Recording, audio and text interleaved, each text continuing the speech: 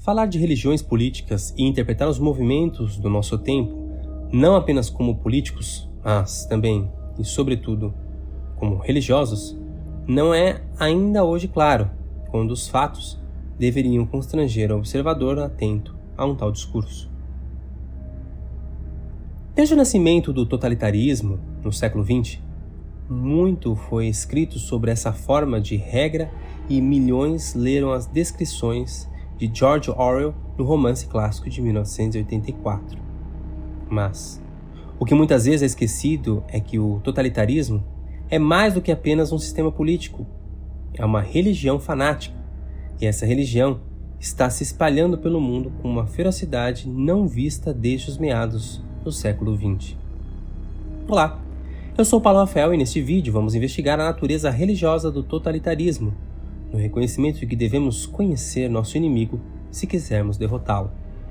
Por isso, é preciso exercitar a virtude da coragem que a filosofia desde os primórdios ensinava. A filosofia é um estilo de vida e por isso, se você quer saber mais, vá no link da descrição para colocar em prática os seus ensinamentos. Lição 1.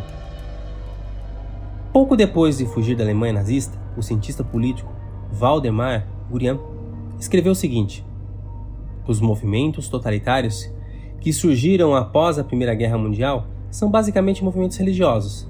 Seu objetivo não é apenas mudar as instituições políticas e sociais, mas também remodelar a natureza do homem e da sociedade. O totalitarismo compartilha muitas características com as religiões organizadas. O cristianismo é construído sobre a crença de uma esperança escatológica que será inaugurada com a segunda vinda de Cristo. Os movimentos do totalitarismo compartilham uma ideia semelhante, mas, em vez de um Deus ou um profeta que transforma o mundo, os movimentos totalitários são construídos com base na crença de que a humanidade pode recriar o mundo, mas sem fé ou sem Deus, até contra a religião, numa esperança escatológica construída sob a direção do Estado Todo-Poderoso e de todos os controles. Essa crença de que é possível que um Estado centralizado e todo-poderoso mude radicalmente a sociedade para melhor. É por isso que Hannah Arendt escreveu: totalitarismo não é um governo em nenhum sentido tradicional, mas um movimento. Nos movimentos totalitários do passado, essa esperança escatológica foi imaginada como uma pureza racial, ou uma utopia comunista de igualdade, eficiência e prosperidade para todos. Hoje, essa esperança escatológica totalitária é aquela em que a humanidade existe em harmonia com a Mãe Terra, ou, em sua forma mais extrema, uma era em que o homem se funde com a máquina e transcenda os limites biológicos da doença e da morte. Escusado será dizer que as utopias totalitárias nunca se concretizaram, pois, como Karl Popper alertou, a tentativa de fazer o céu na terra invariavelmente produz o inferno. Essas visões utópicas, no entanto, conseguem estimular o entusiasmo religioso das massas, e os totalitários usam essas visões para convencer a população de que o fim utópico justifica todos os meios, seja vigilância em massa, censura, opressão generalizada, prisão em massa ou até mesmo o extermínio de grupos de pessoas.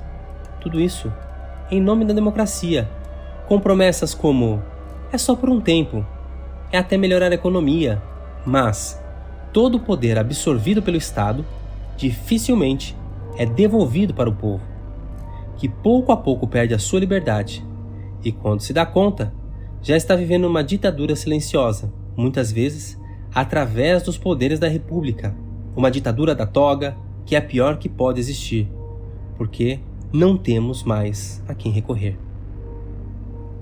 3. Todas as visões totalitárias da sociedade como o jardim definem partes do habitat social como ervas daninhas humanas. Como todas as outras ervas daninhas, elas devem ser segregadas, contidas, impelidas de se espalhar, removidas e mantidas fora dos limites da sociedade. Se todos esses meios forem insuficientes, eles devem ser mortos. Na religião totalitária, há o povo escolhido e há os pecadores. Os escolhidos acreditam ingenuamente na possibilidade de um futuro paradisíaco e na capacidade do Estado de ser o veículo para efetuar essa transformação. Eles são os impiedosos que seguem os comandos do Estado com obediência inquestionável. Os pecadores são os não crentes. Eles são os hereges que atrapalham o chamado grande bem, impedem a marcha da história. Para usar uma analogia oferecida pelo sociólogo polonês Zygmunt Bauman, os totalitários veem a terra como um jardim do Éden, ao qual são ungidos para cultivar, e os pecadores como as ervas daninhas, que devem ser exterminadas para fazer a floração completa da utopia totalitária. 4. O fato incrível é que o verdadeiro crente totalitário é improvável vacilar em sua lealdade quando o monstro começa a devorar seus próprios filhos, e nem mesmo se ele mesmo se tornar vítima da perseguição, se for enquadrado e condenado, se for purgado do partido e enviado para um trabalho forçado em um campo de concentração. Pelo contrário, para a maravilha de todo mundo civilizado, ele pode até estar disposto a ajudar em sua própria acusação e enquadrar sua própria sentença de morte, se apenas seu status, como membro do movimento, não for tocado. O totalitarismo é uma religião que nunca alcança o que promete. Cria um inferno na terra, no qual muitos são sacrificados ao Deus do Estado, mas nenhum é entregue no novo mundo corajoso que lhes foi prometido. Quanto mais poder é concedido ao Estado, mais corruptos se tornam os indivíduos que operam a máquina estatal e mais o mundo desce ao caos. O totalitarismo deve ser evitado a todo custo, mas infelizmente essa religião está vendo um reavivamento moderno. Políticos e outros em posições de poder global falam sobre o seu desejo de refazer, reconstruir ou reconfigurar o mundo, e espera-se que as massas obedeçam e amem a nova sociedade que está sendo forçada a eles. Se a obediência não for voluntariamente, então força está sendo usada com uma frequência alarmante. Antes da última lição, é importante entendermos a importância de usar a filosofia para manter a nossa consciência sempre viva. O preço da liberdade é a eterna vigilância. Por isso, o exercício da filosofia nos liberta da passividade, nos deixa com o espírito livre.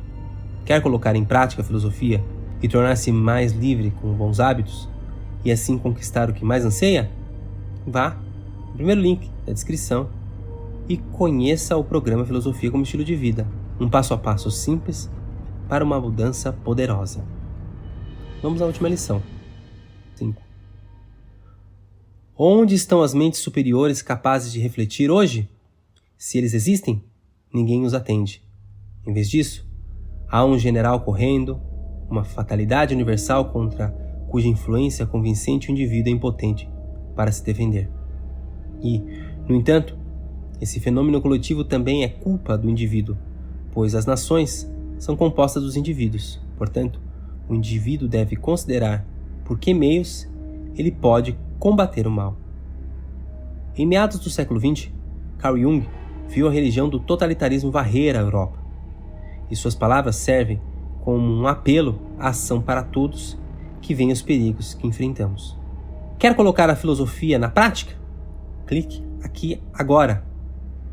Siga no Instagram para mais conteúdos. Um grande abraço e até breve.